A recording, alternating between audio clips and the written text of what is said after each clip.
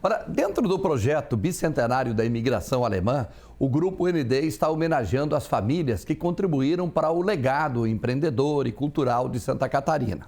Hoje, vamos conhecer mais da família Ilse, que contribuiu para o desenvolvimento da educação aqui na nossa região. E não é só na educação, mas também na política, cultura e negócios em Santa Catarina. O nome da família é levado para todos os cantos do Brasil, com o nome eternizado no estádio Heriberto Ilse, por exemplo. Vamos conferir. As primeiras famílias alemãs chegaram a Santa Catarina por volta de 1829, com a criação da colônia São Pedro de Alcântara. Imigrantes saíram de diversas partes da Alemanha para começar uma nova vida no Brasil. Em 30 de abril de 1863, começava a caminhada da família Ilse para escrever um nome na história catarinense. E tudo iniciou com os irmãos Augusto, Vitor e José Ilse. A nossa família é origem do José Ilse, que teve também 3 filhos, um filho deles era Augusto. Esse Augusto de Alto Capivari foi morar em Tubarão. Ele tinha uma ferraria ali em Tubarão, ali nas imediações, meu pai sempre conta, nas imediações onde era o Cine Mussi, era o antigo Cine Mussi ali.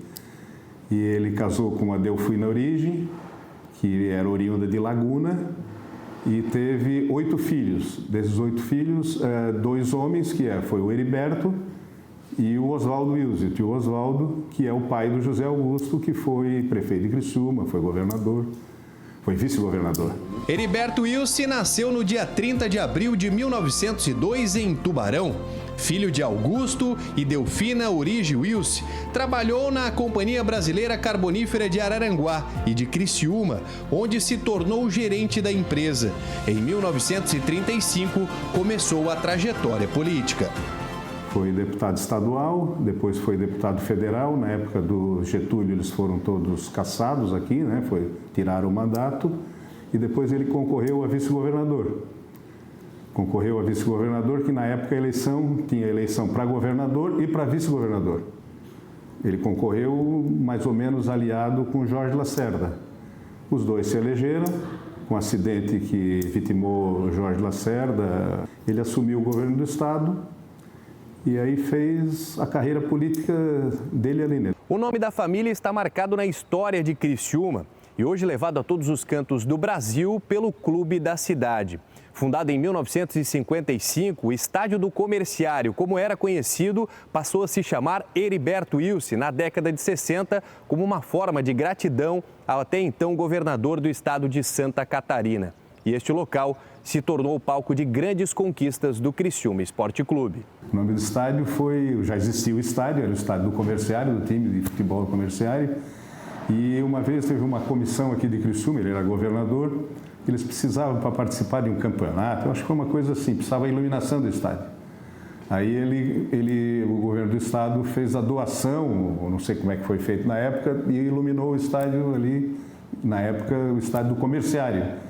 E em homenagem a eles colocaram o nome de Heriberto Ilse. Na verdade, o nome do voo perpetuou através do estádio, né? Todo mundo hoje fala porque tem o estádio, né? Então, é um orgulho para nós, né? Orgulho do time, o time sempre foi muito competitivo, muito organizado. Isso é importante para a cidade e traz muito desenvolvimento para a cidade também, né? Heriberto se casou com Lucília e teve os filhos José Augusto e Rui Ilse.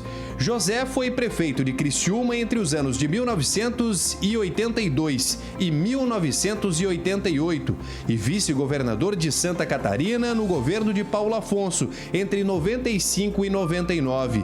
Rui também teve sua trajetória na política. Ele e o meu pai sempre foram muito voltados a que a única maneira de mudar a vida das pessoas é através da educação. Ele construiu muitas escolas em Santa Catarina e construiu muita coisa na infraestrutura de Santa Catarina. Entende? Basicamente, para poder unir as cidades e desenvolver a parte da educação, que é a única maneira de transformar as pessoas, né? Rui Ilse cursou Engenharia de Minas em Porto Alegre. Depois de formado, retornou para Criciúma e exerceu atividades no ramo carbonífero e cerâmico. Foi eleito 3 vezes deputado estadual pela União Democrática Nacional e ocupou funções na mesa diretora da Assembleia Legislativa. Assumiu o cargo de governador do estado por 11 dias em 1960, durante o governo de Heriberto Ilse, seu pai, que se afastou por tratamento de saúde. Em 1965, foi eleito prefeito de Criciúma. No período dele de prefeito de Criciúma, ele sempre foi muito voltado para a educação. Tanto é que o maior orgulho da vida dele foi ter fundado a FUCRE, que depois se transformou na Unesc. E eles tinham realmente razão, né? A Unesc transformou a vida da região, transformou a vida das pessoas. Quantas pessoas puderam estudar e ter o seu destino mudado de vida porque fizeram um curso superior. O maior orgulho da vida dele é a maior ação que ele fez como homem público. Ele não teve uma construção de uma praça, de uma rua, de outra coisa. Foi a fundação da FUCRE e que depois originou a Unesc, né? Esse foi era a maior paixão da vida dele, sempre foi. Pelo legado deixado pela família, seja na política, nos negócios ou na cultura do estado, Sérgio Ilse, hoje administrador da Unimed Criciúma, recebeu uma homenagem do Grupo ND, dentro do projeto que comemora o bicentenário da colonização alemã em Santa Catarina. É uma satisfação, eu como diretor do Grupo ND, aqui em Criciúma, e para todo o Grupo ND é uma satisfação a gente poder fazer essa justa homenagem à família Ilse, que contribuiu tanto e contribui para o desenvolvimento da nossa região, do sul de Santa Catarina. Me atrevo a dizer que não é uma homenagem somente do grupo, mas também uma homenagem a todos os catarinenses, né, a essa grande família que ajudou a desenvolver o nosso estado e, além de tudo, empresta o nome para o nosso estádio aqui do Tigre, o que nos enche de orgulho e satisfação. Bicentenário da imigração alemã. Conhecer, reconhecer, homenagear.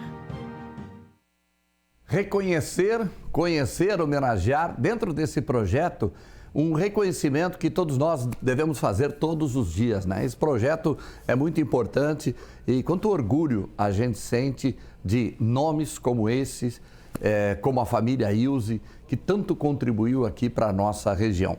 E ainda hoje tem mais uma reportagem especial sobre o bicentenário da imigração alemã. Vamos falar sobre as muitas línguas e dialetos que até hoje são falados pelos descendentes desses imigrantes alemães.